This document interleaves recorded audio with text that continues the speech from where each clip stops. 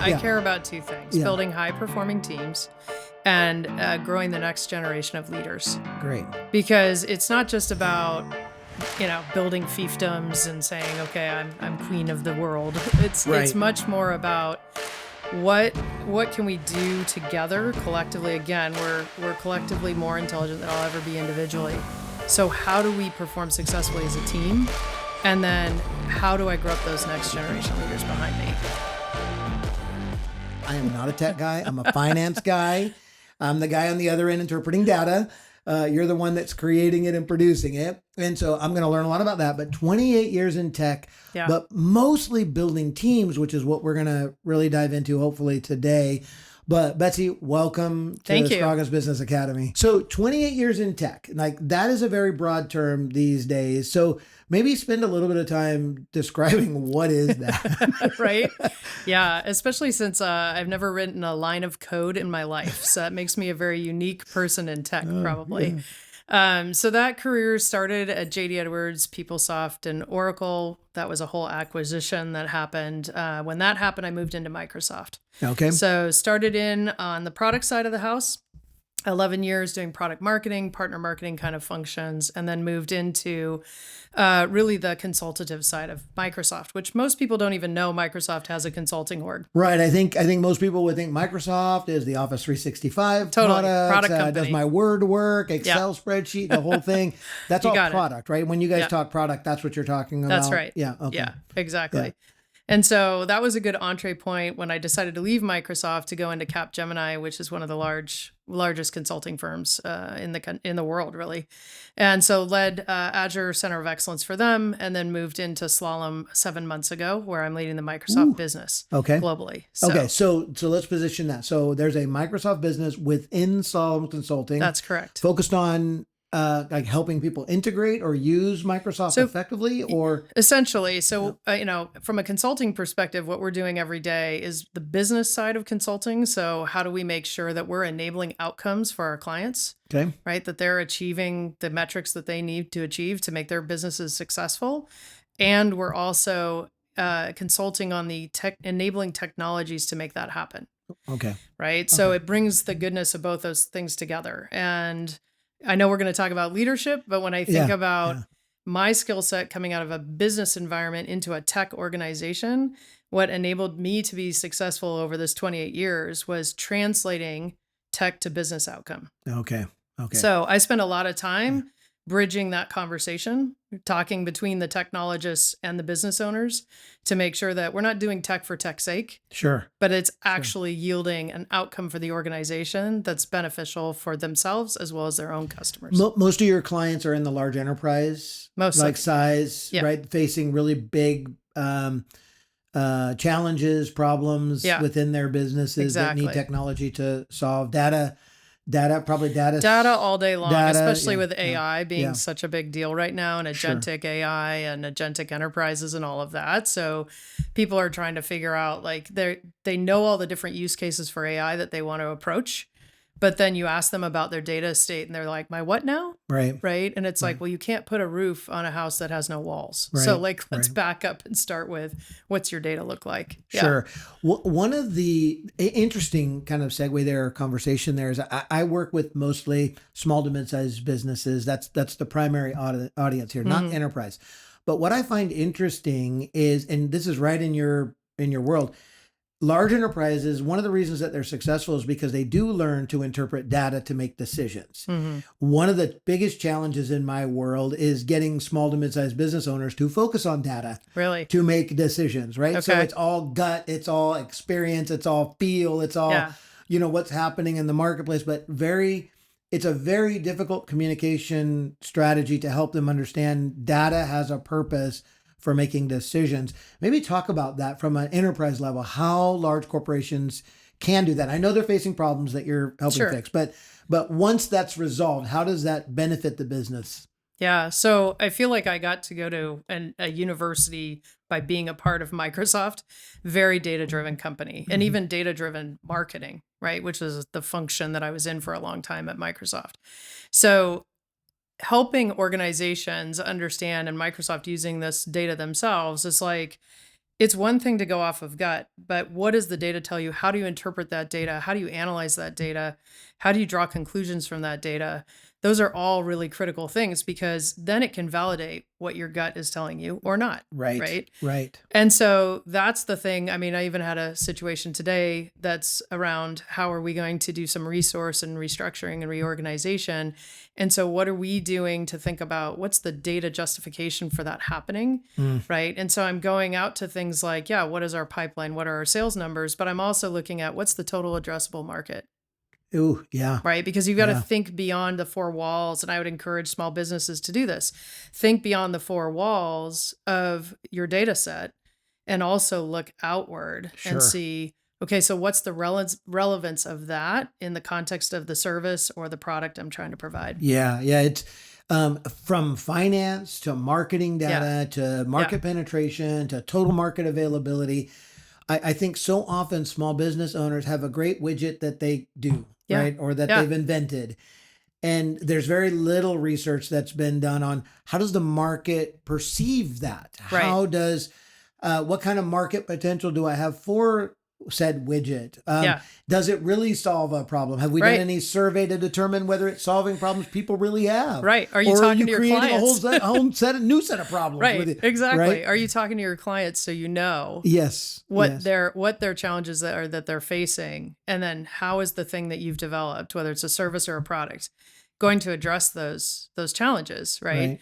And I mean, even Microsoft's been through that, as a lot of tech companies have. Sure. I used to joke when I was first at Microsoft that we would build the product, we would sell it, and then we would market it. Yeah. Which is probably not too fair, right? But it felt like that when I was inside the four walls of Microsoft. And I was like, how about we start with some marketing requirement documents and some, right? And go out and do some like, case studies and analysis and so forth from our clients and get, just a listening channel going and get Sure. some feedback and so Sure. forth. And I will say, to Microsoft's credit, that's changed quite significantly over the years. Right. But it's a challenge with any organization, big or small. Yeah. Right? I was laughing, a little bit of a belly laugh there, because that is exactly what happens in the small to mid-sized businesses. Is I've created this thing, or I perform this thing, or I'm good at this thing. Mm-hmm. And so then I go out in the market and I deliver this thing, Right. but I don't market what I'm doing with Right. this thing. I just go out and try to sell it to people That's and right. hope people buy it. Right. And so And it you is must need it because I am smart and I created it. Right. Exactly. And I mean, it's kind of funny. I Exactly. call it the tyranny of intelligent people. Right. Yes, But right. it's easy to fall into your own trap. It's like, well, Sure. okay, this feels intuitive. Back to your feeling comments. Sure. Right. So it must be something that's going to be valuable for folks. Yeah. So I love the idea of data-driven decisions, which is really what Yeah. your world is focused on. And Yeah. I feel like that, yes, it's at enterprise level that many of us won't be able to comprehend specifically, but the principles are still the same. Principles are the same, You I just- feel like. Yeah. You have to function in a prove it to me before I do it sort of manner. Right. With the businesses that you're solving problems of, how often does the data disprove initiatives that they have or circumstances that they're facing and causing you to develop a strategy to shift? Yeah. I mean, probably more often than not. Okay. I don't know that I could put a quantifiable, 60% of the time, Sure. but probably more often than not. And that's because, again, I think part of the fun for me in teams and leading teams is bringing together people with diverse perspectives. Mm-hmm. And so if you're coming at something from a perspective, which is human nature, if you're not bringing others to that perspective and you're not bringing data to that perspective, you're going to be clouded by your own vision of that particular scenario, right? Right. And Right. so that's what's really interesting to me and how I lead teams is it's bringing the validation of that data or being careful not to bring data that only validates your point, Sure. right? Sure. And that's why I was talking about earlier that total addressable market data can be really helpful because it can be more objective outside the four walls to say, okay, what is the relevance of what I'm trying to accomplish? Does the data support it? And then you can get that validation or that invalidation or that point that's like, well, I'm close and I need to do Correct. something Yeah. to slightly modify my approach in order to make it more relevant for my end user. That's so good. what is an appropriate size team for you to do that effectively? Is there a too big? I think it's interesting that you asked that question. I've led teams, like my current team right now is over 100 people, in part because we have delivery resources in the team.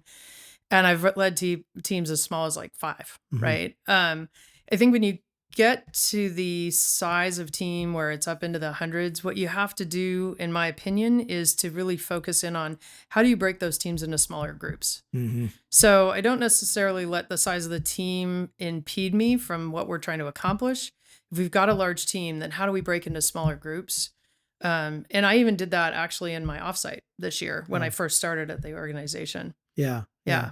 So we did a lot of breakout groups, even though it was only a team of 20 in the room. We took a lot of topics and broke them out and Sure. then came back together and shared ideas from those breakout groups. The reason I asked the question is I was just recently learning Jeff Bezos' philosophy on leading teams, Mm, and he calls it the two pizza rule. I don't know if hmm you've heard this, uh, but he doesn't let any major project be worked on by teams bigger than that can consume consume. two Yeah, pizzas. that's great. He said because what happens is inefficiencies begin to Oh happen yeah. because the teams are too big and too many ideas and nothing is really getting accomplished at the end of the day. So Yeah.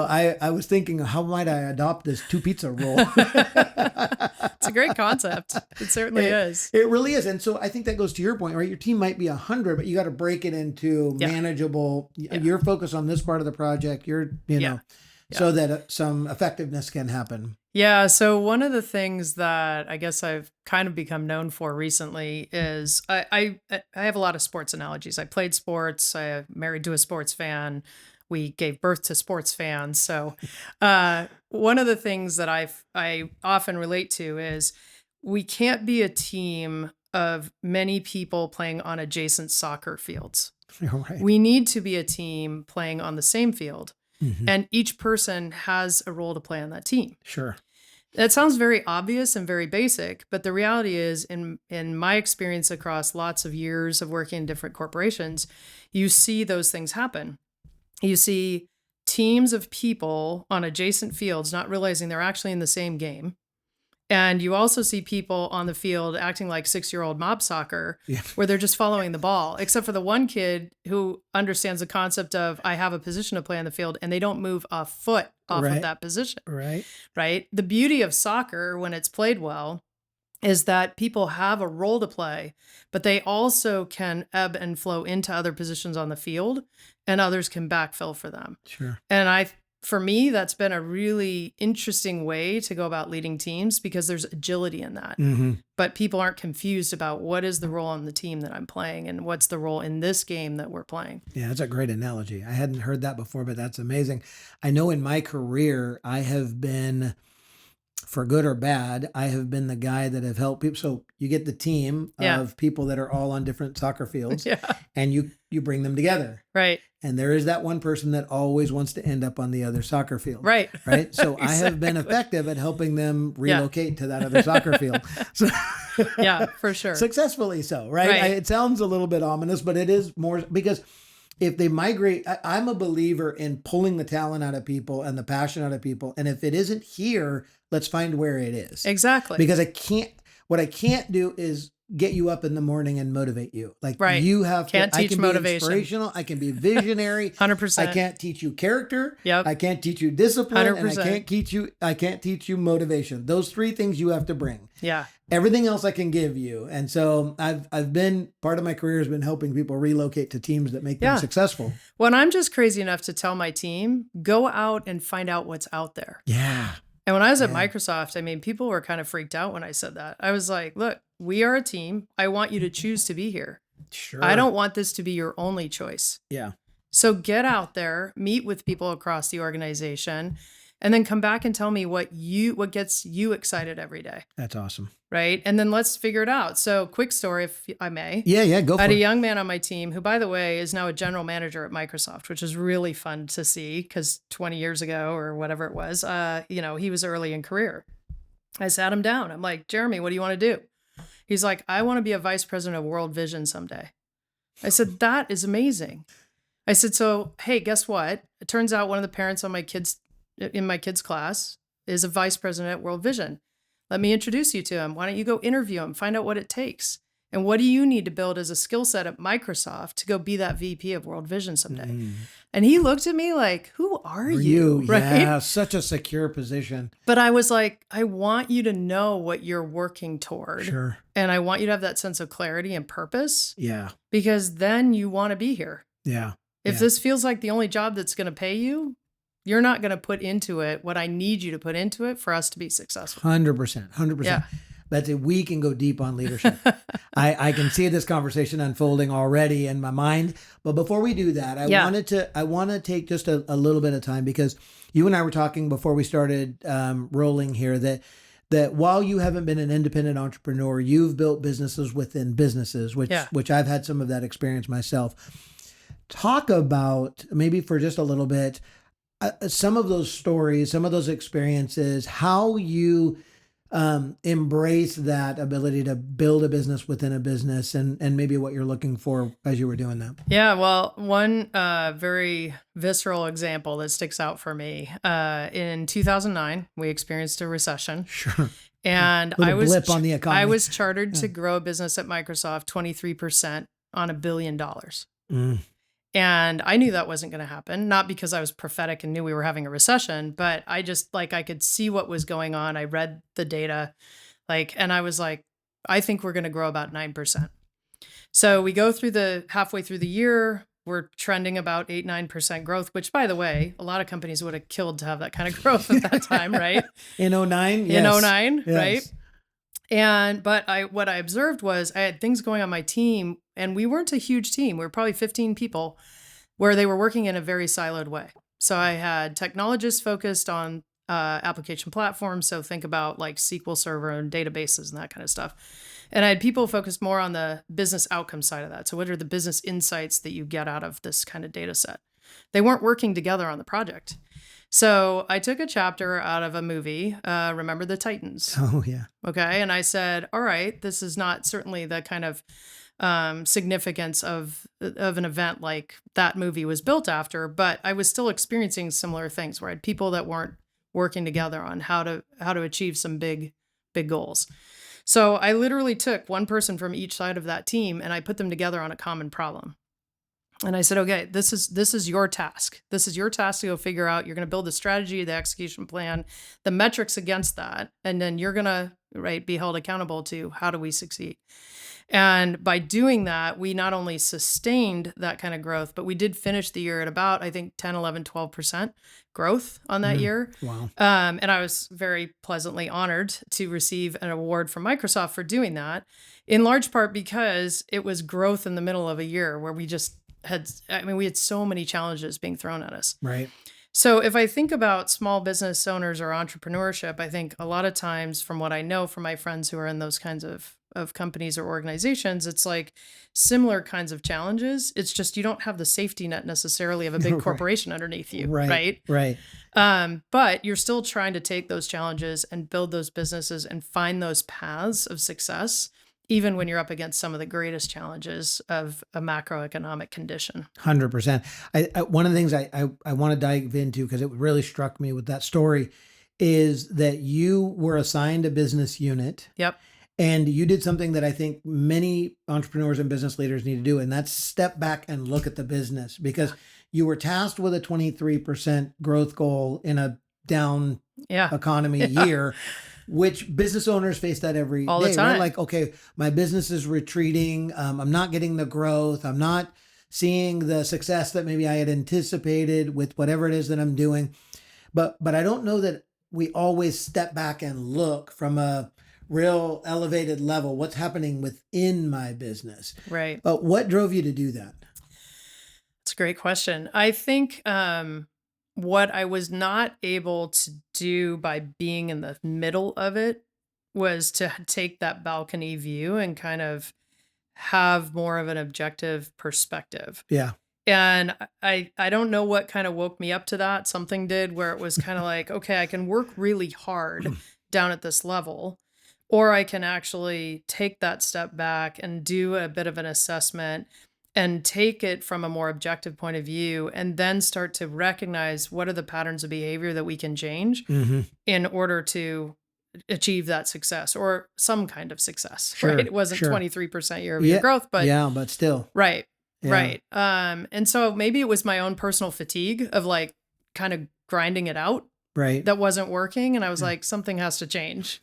And I have to think about this differently, because that old adage of, work smarter, not harder. Correct. The reality was I kept putting more blood, sweat, and tears into it. And yet I was just exhausted instead of productive out of it and efficient. I talk in my book, Vision Blockers, about so many times business owners at every level. I've worked with some large corporations like you work with, and I find this to be true, is they will either abandon a unit because things are difficult or continue to push on a bad situation, hoping it gets better, or throw more money at it in hopes that it gets better instead of, and my worst of that is the abandoning the unit or close the business altogether. And so often if business owners will just step back and look at the components that are working and cast new vision and build new strategy over a part of the business, a collaboration with another business to move things forward, that can drive them to levels that you did 12%,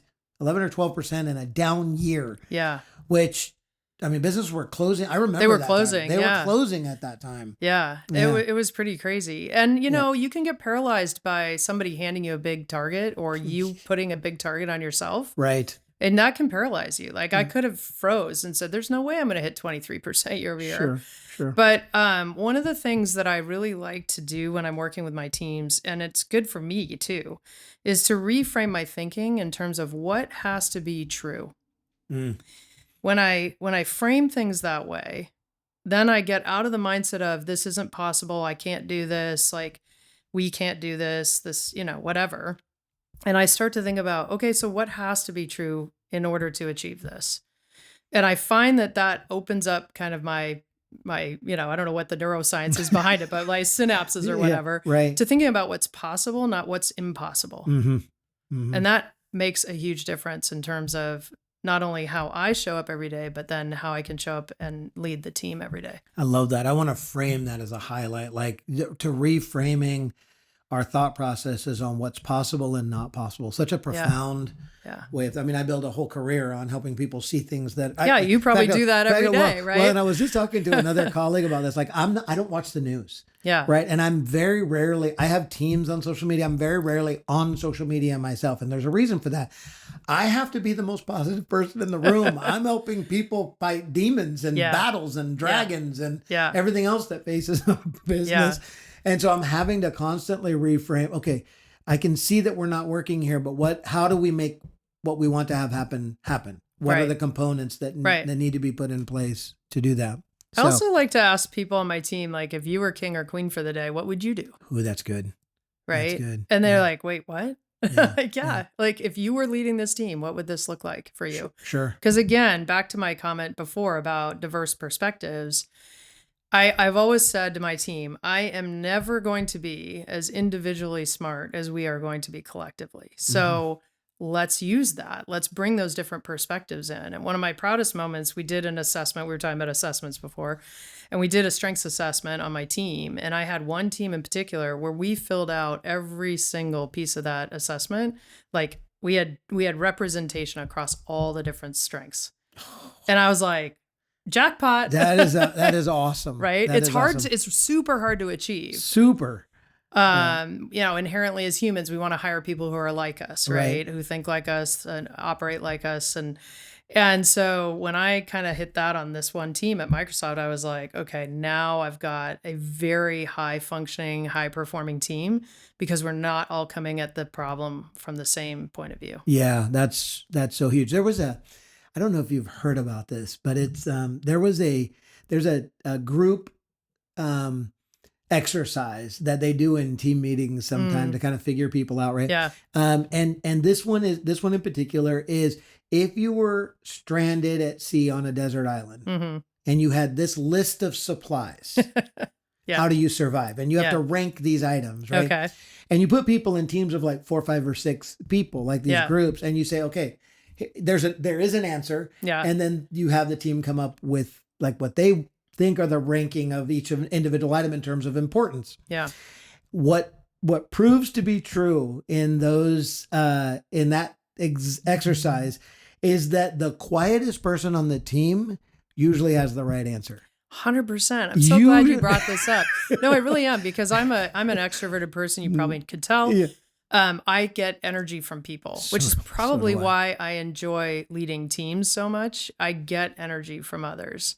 What I had to learn is that in order to get great answers across the team, I needed to have agendas. I needed to send out key questions or concepts that we wanted to come to conclusion on ahead of time. Yes. So that I gave people the time who needed to absorb it and process it and think about it and then come to the meeting. And it was amazing how the difference when I did that in terms of the voices I heard from. Yeah. The other thing I will often do is I'm very attentive to who's contributing to the conversation, and I invite people into the conversation. Sure. So I'll be like, hey, Eric, we haven't heard from you. What are you thinking about what we're talking about right now? Yeah. Right? Just a very powerful, kind of easygoing way to invite somebody in so they don't feel under pressure to say something, but invite them into the conversation, because you're absolutely right.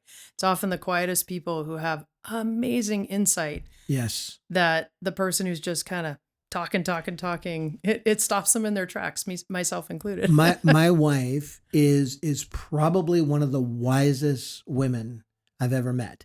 I'm educated. She is wise. And it is interesting because whenever we're in a group setting in this kind of similar situation, we're in a group setting, she is always very slow to speak. So I've learned in 33 years of marriage, where's the Sandra in the room? So I've learned with my wife that I'm looking for the Sandra in the room, right? That person that Sandra needs a minute to process. She's not going to be quick to answer because she really wants to know that she believes. She has conviction behind what she's saying. And so I'm looking for that quiet person in the room to pull them out and to get their feedback, because I realize I would be a foolish leader if I didn't get that person's input before I make a decision. 100%. Yeah. So it's powerful when you can identify those people within a team and pull them in, which it sounds like you're doing an amazing job. Well, I try.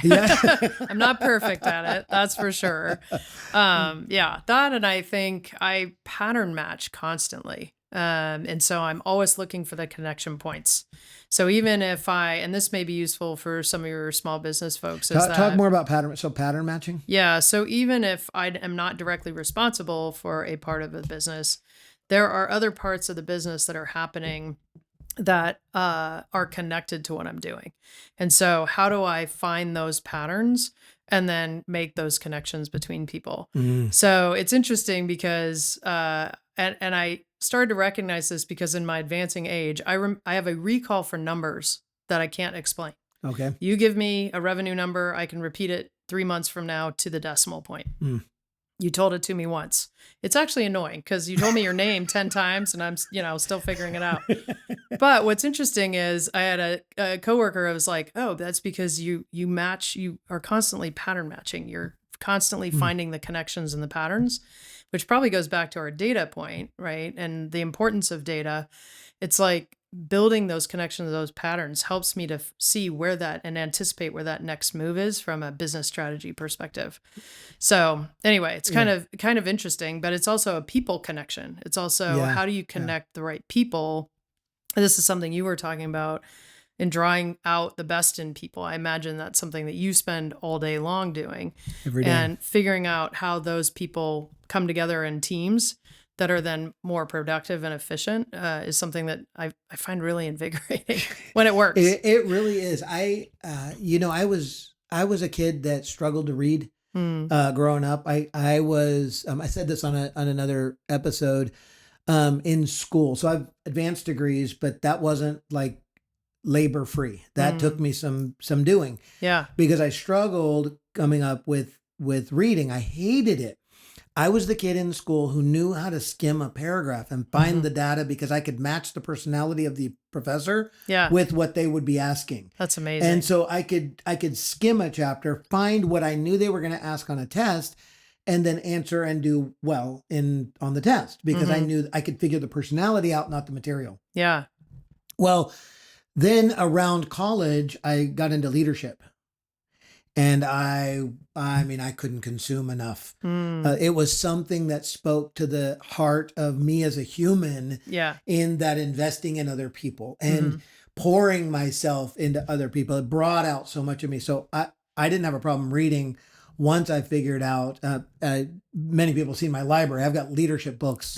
Some I agree with, some Yeah. I tweak, but I consume that data because leadership is so important and pouring yourself into other people. I just can't think of anything more rewarding than that. That's amazing.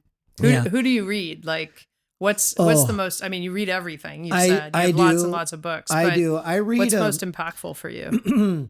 I read a lot of John Maxwell. Hmm. Yep. I like the John Maxwell um, early and late. The Hmm. middle got a little difficult for me. I think he's got like what 73 books or something Something like like that. that. Yeah. The middle section of books, I think he was struggling with his ghostwriter at that point, and it just didn't translate as much to me. But Yeah. he's a big one. Patrick Lencioni Hmm. is big with me. I like there's a Christian author named Samuel Chan that I like. He wrote a book called Who's Holding Your Ladder? Mm. And he talks about in this book, a little bit off topic, but he talks about in this book that no one climbs to the top of the ladder without somebody holding the ladder so you don't fall.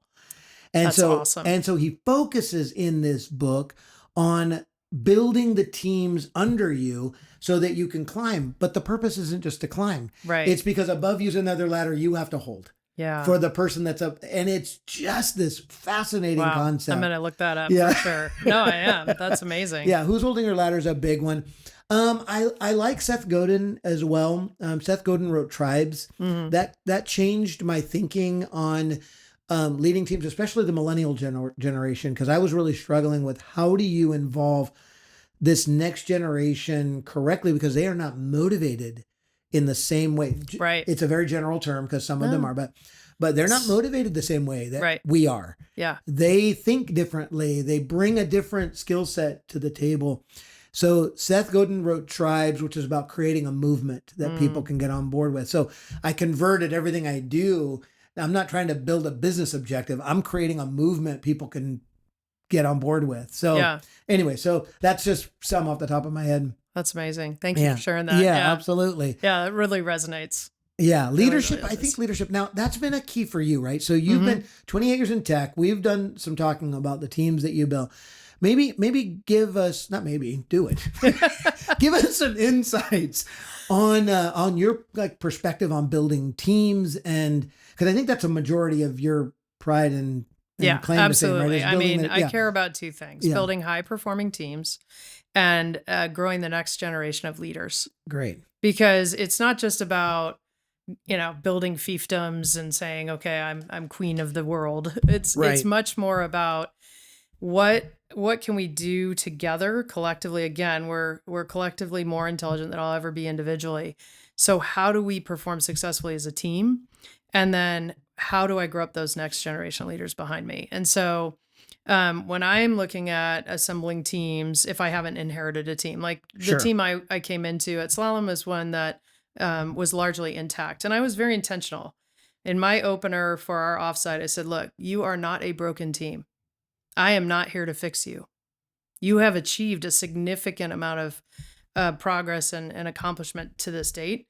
What we're here to do is unlock the growth potential that's in front of us because it's exponential, right? We've been plodding along at kind of a consistent level of growth in the, low double digits. Like we have the potential to unlock exponential growth. Mm-hmm. And then I put big, audacious goals in front of them. love And I do crazy things. Like in the offsite, we somehow got onto this topic of we have a lot of skiers. Probably not a surprise given the company name. And one of the things that I was like, okay, we started talking about where have you skied in the world? And people are like, we haven't never been to Japan, never skied Mount Fuji. And I'm like, great. We've got a big audacious goal to go achieve 500 million in Azure consumed revenue. I said, you guys do that by July of 2027. I will take you skiing in Japan. Now, I told them I might end up in divorce court with my husband because that's going to be very expensive. But it's those kinds of like, how do you put an audacious goal out there and get people, again, to what you were talking about, to think about how can they achieve more than they think is possible? And then what's their currency for doing that? Sure. And for whatever reason, like they were like, yeah, we're going to Japan, right? So back to how do I assemble teams, right? I look for the unique strengths of individuals and how do they pattern matching, how do they complement each other? Mm-hmm. And where, to your point, can you push each other in a respectful way? Because a long time ago, we had a very smart premarital counselor who said friction is how you grow, Mm-hmm. right? Yes. So there's going to be friction in your marriage. It's how you're going to grow. Sure. You're not going to agree on everything. If it's all rainbows and unicorns, like I'm worried about you guys. Exactly. Right? Exactly. But when there's friction, it does create that growth space. And so that I try to encourage in the way I assemble teams too, is how are we going to challenge each other? But we always do it with integrity, respectfully. We never demean each other and we never put each other down in public. If you have a problem, take it outside. Right. If somebody comes to me with a problem with somebody on the team, the first question I ask is, and what did Eric say when you told him that? Exactly. And if they don't have an how answer, many problems that stops, by the way. if they don't have an answer, then I'm like, go talk to Eric. Yeah, right. Like, why are you talking to me? Exactly. So yeah, there's some fundamentals, and then trust and transparency is really, really important to me. That's huge. And I will tell people there are things along the way as a leader that I can share with you, and there are things I can't share with you. And I'll let you know, right? If I know and I can't share with you, I'll be like, I can't share that right now. But we will be sure to share it when we are able to. Sure. If I don't know, I'm going to tell you I don't know. Right. I won't be the leader that says I don't know if I do know, but I can't tell you. And there, in my experience over lots of different environments, there are people who lead that way, but then people are like, I don't know if I can trust you. As soon as that trust is broken, I find that is so, In a nanosecond. it's so challenging. I was thinking as you were talking about assembling those teams, and I know this from my own world, I started focusing on this. I learned a long time ago, and maybe you agree, the first step in success in a team is getting the team to believe they can be successful. 100%. And so it isn't even about skill or personality or dynamic or history or performance or any of those things.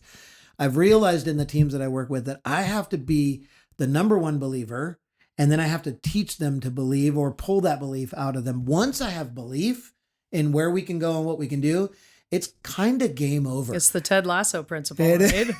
You gotta, I mean, it really is. And I saw this play out early. So in college, I played at a Division III school. I played basketball and I played soccer.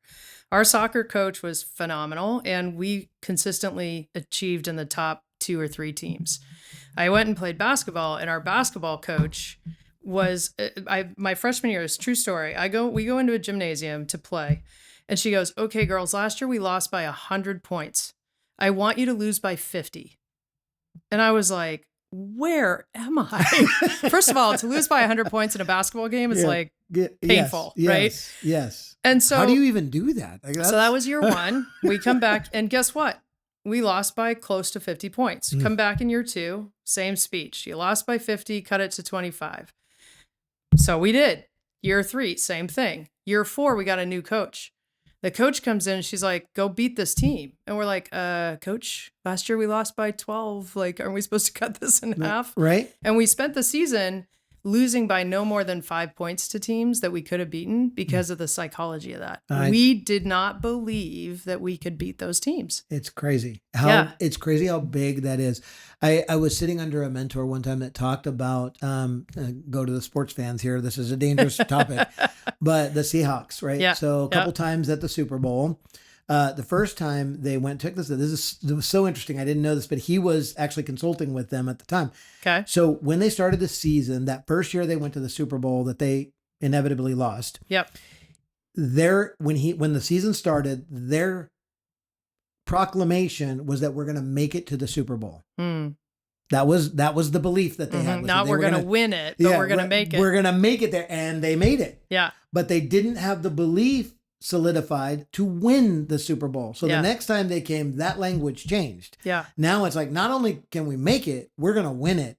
And of course they did. Yeah. And so there's so much in that with a team. And I don't think a lot of leaders are focused on the psychology of their teams. I agree. Before they start building the performance of their team. And I spend probably more time than not focused on the psychology, because I believe if you get the mind engaged correctly, performance comes. Yep. Yeah. Do you see that in your teams as well? All the time. Yeah. And it was part of what we were talking about a little bit before in terms of like what has to be true, right, Mm-hmm. to achieve this thing, right? Sure. That's a mindset thing. That's a Right. belief system. That's yes, we can do that. We have the right people around us, right? We're not perfect people, right? Right. We're going to mess up along the way, but there also has to be a safe space for that. Like Absolutely. and especially right now, I mean, we're in an era of tech that's impacting businesses all over the place Mm-hmm. that is like nothing we've ever seen. I mean, people are trying to compare all the AI and the agentic AI to what happened when we brought the cloud to market, but it's not even close to that in terms of the transformation. And there's a lot of fear, right? There's a lot of, There oh my is. gosh, I'm not going to have a job anymore. Like, what does that look like? Or how do I even get people to adopt this technology? And when they adopt it, are they using it for nefarious purposes, or are they actually operating with it with integrity? Like, So there's much. all this stuff to unpack, right? Yeah. And so I think the psychology that you're speaking of and the belief system that you're speaking of becomes even more important when there's constant change and constant information just coming at you all day long, and to be grounded in some things like integrity, right? And trust and transparency. And Yes. one of our principles at Slalom is do what's right all the time, Yes. right? Yes. And Yes. those things are really, really critical and important in terms of the success of organizations. when It all this is. stuff It is changing. so powerful. A number of years ago, I was a banker by trade for Yep. 30 plus years. And one of the most powerful leaders that I worked for was a gentleman by the name of Dick Kovacevic. He was the CEO of Wells Fargo and was made that through the merger between Norwest and Wells Fargo back in the 90s. Mm-hmm. This guy, I mean, I was a lowly business development guy just in Vancouver, Washington, little old nothing town, doing my thing. And Dick Kovacevic wanted to visit my branch because it was a performing branch. And this was the most amazing thing. I'll never forget this interaction with him. So he comes into my branch and he's like 6'7". Oh, wow. He is huge. Yeah. And I'm 5'6", on a good day. And so anyway, he's older than me, but he kneels, kind of steps down, sits down next to me so that he's on eye level. And he says, "Eric, what are you dreaming about for your branch?" And I had some ideas. I'm a very entrepreneurial person. I'm like, man, if we could do this and if we could start this, it would be great. And I had a strategy. And he said, "Listen, the Norwest way, which is now the Wells Fargo way, is I want you to do anything you believe will benefit our business with one condition: be the best." Mm. And when he said "be the best," like like the doors were open, I mean, it was like cuffs were off, like let's Right. go. And he planted that "be the best" belief in me Mm-hmm. that now I've used. I mean, that's decades now. That was Yeah. in the 90s. It's 2026. I still have that "be the best" mentality. Yeah. Ethically, of course, morally, of course, righteously, of course, but be the best. Yeah. That you can't, I can't trade that value of "be the best" that he gave me on a little quick conversation. Yeah. I'm confident he has no idea who I am, right? But that philosophy of "be the best" was a belief system that they had that made them become the best. Well, and another leadership principle that I learned, and it was about the time that I moved into being a director level at Microsoft, was people are watching what you're doing all the time. And it was interesting to me because like one day, I wasn't a director, and then I was a senior manager. The next day I become a director. And all of a sudden, like people were being really deferential to me in the meeting. And I was like, yesterday we weren't being this deferential. This is weird, right? But at the same time, people would come to me and they're like, "Hey, I noticed that you did X, Y, or Z." And it was really, really impactful to me because one of the things that I experienced early on and as I was leading teams was I wanted to protect the team. Mm-hmm. And so, stuff would come at us and I would just, again, back to the work harder, like roll up my sleeves. I'm a get it done kind of person. So Right.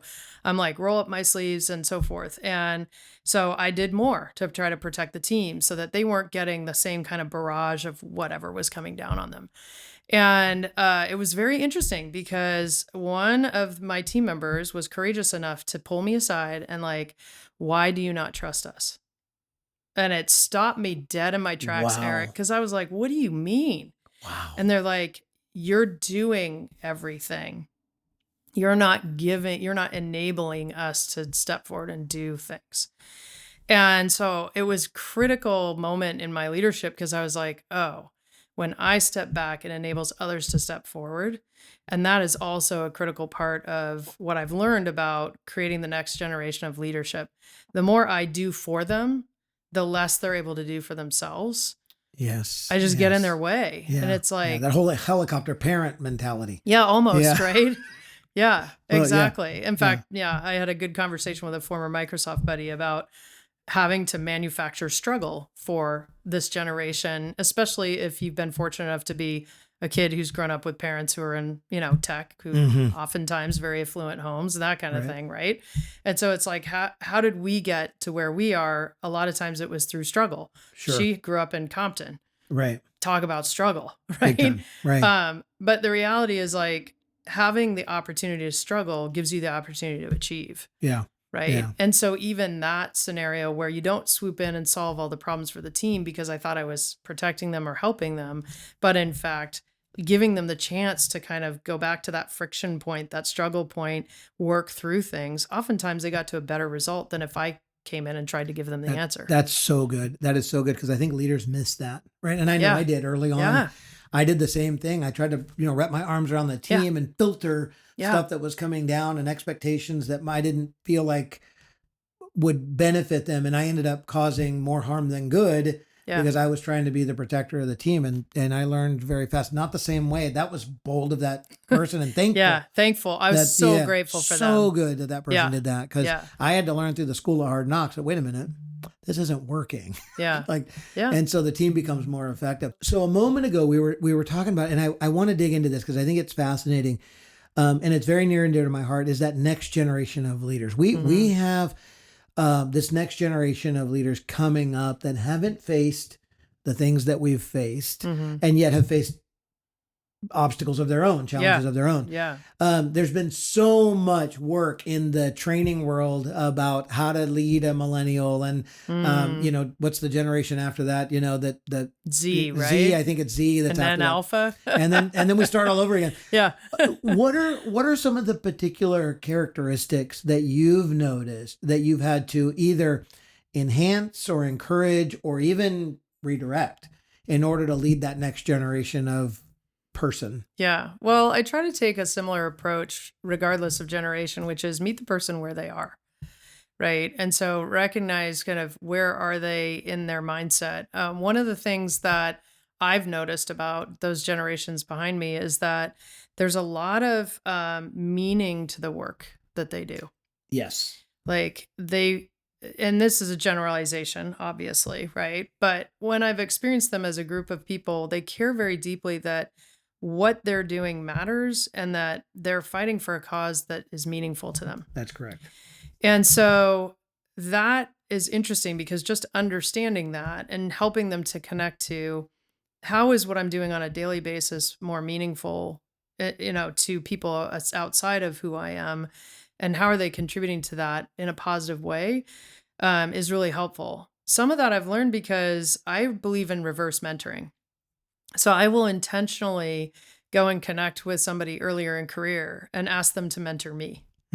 In part because they've grown up in a technology environment I can't begin to match. I could spend every waking hour of every day and not match the environment that these other generations are growing up in, right? The iPhone generation, et cetera. Sure. And so they understand, they think about, they connect with the technology in a very different way. And they build community in a very different way. Yeah. And that also can be a superpower within an organization, because they actually, I experience them in this way. They don't care what your title is. They're going to talk to you anyway. That's correct. Right? Yes. Now, the downside of that is I literally had a young woman in my office in tears after she'd had a very successful internship at Microsoft.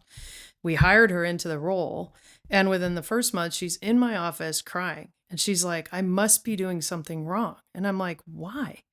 And she's like, because I haven't talked to Satya Nadella this week. And I was like, girl, that was when you were in an internship and we were recruiting you, and Satya and other all sorts of leaders, right, make themselves available to you. Right. That's a recruiting tactic. I'm Right, like, that's right. not your everyday job, right? I'm like, I can't tell you the last time I got to talk to Satya. So it's interesting because I think sometimes we set that generation up for disappointment in the way that we try to entice them to be a part of an organization.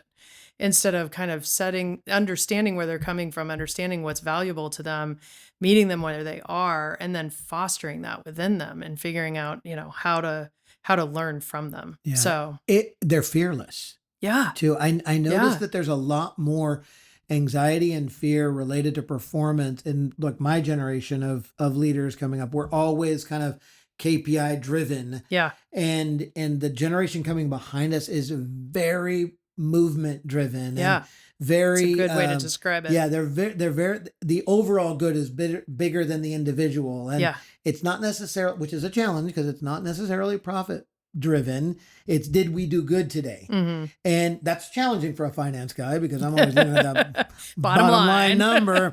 I want the bottom line and the top line and all the lines in the middle to, and so I have Excel is your friend. Yeah. Well, at least a P&L. Yeah. Yeah. In whatever format I can get Yes, it. exactly. But yeah, they're fearless though. And Yeah. there's just this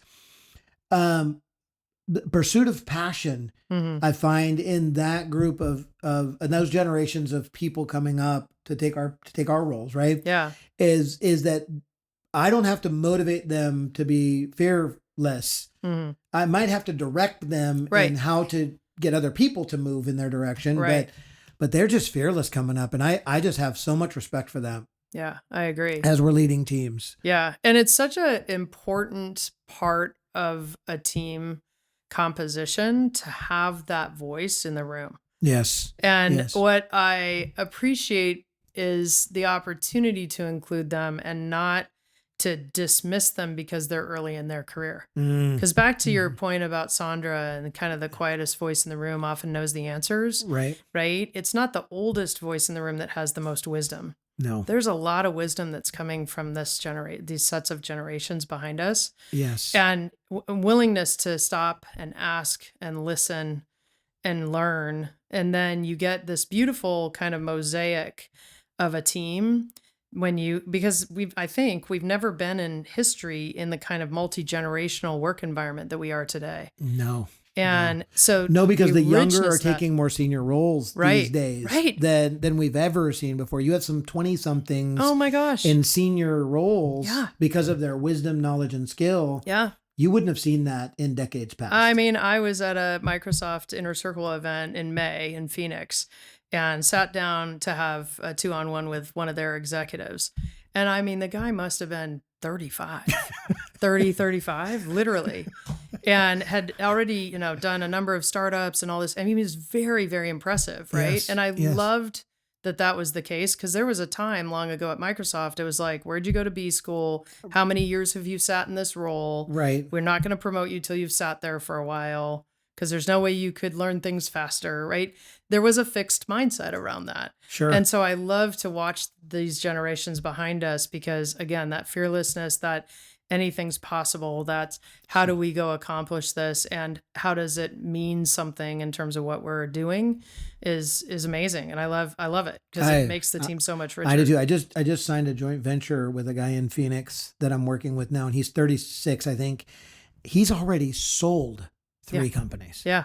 Like built and I'm like, Yeah. wow. I mean, just this throw caution to the wind and go after it kind of mentality, Yeah. which I really do appreciate and love. Yeah, I mean, you look at there's some young guys, can't think of the company name right now. They're an HR company, but they've born in an agentic solution. Microsoft highlighted them in M365. Insperity? No, I think it Insperity? starts with an M, but anyway, Okay. we'll come back Yeah, to it. yeah. What's interesting about them though, is they're all, literally 20 something year olds, right? They were faster to $1 billion than, the Meta founder, right? I mean, they're just like Zuckerberg, right? They're Yep. just, they just move so quickly. They're able to transform things so quickly and they're so creative. Yeah. And that to me is gold in Yeah. a team. Yeah. So good. So good. yeah. I know we're going along on this podcast. Couple of like major points for you as you're investing in leaders. Like what are 2 of your top values as you're investing in teams or leaders coming up? Like what are you make sure you get done? I get done or characteristics of those leaders. Yeah. No, not in them. You. Oh, like in what are me. you pouring into them? What are Yeah. you making sure, okay, I've got to find a way to instill Yeah. 1 and 2. Yeah, I think number one is to be a very good listener and a very good questioner, right? Like really getting curious. Curiosity really takes you a long way. Hmm. It's something that I had to really pivot toward because I think earlier in my career, I felt like I needed to show up and have all the answers. And oftentimes it was in an environment that required that. But I learned by observing other leaders that some of the best leaders that I've ever like followed or watched are the ones that ask amazing questions. Mm. I mean, Satya Nadella, I referenced him earlier. I had the good fortune of being in his teams before he was CEO of Microsoft.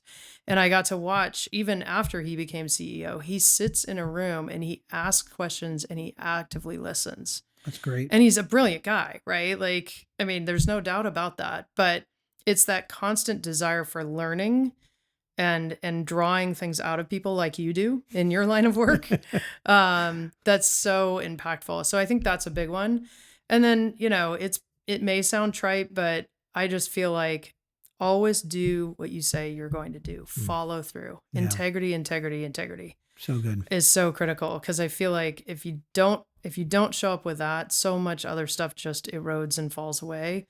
And so that's a cornerstone of what I try to make sure people understand is most important about the way they lead teams. That's so good. Those are amazing things because I think they're key, and it's very difficult sometimes to do that, but you got to do it. Like it's a core value. It's a daily practice. It's a daily practice. Yeah. I want to leave space and room for any questions for me that might be rolling around in your head, if there are any. If not, that's okay. But as we kind of roll into this kind of coaching, consulting, educational platform. Yeah. I guess one of the ones that I'm very curious about is as you're coaching others and as you're, observing kind of different leadership practices in today's environment of constant change and so forth, what do you think is kind of one of the greatest barriers for a leader in being successful? Insecurity. And that was a quick response because it's coming up a lot Really? right now. Yes.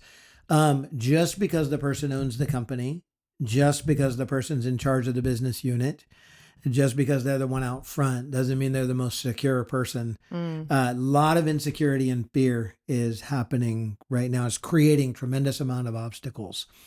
Insecure leaders are damaging teams. Insecure leaders are damaging business units.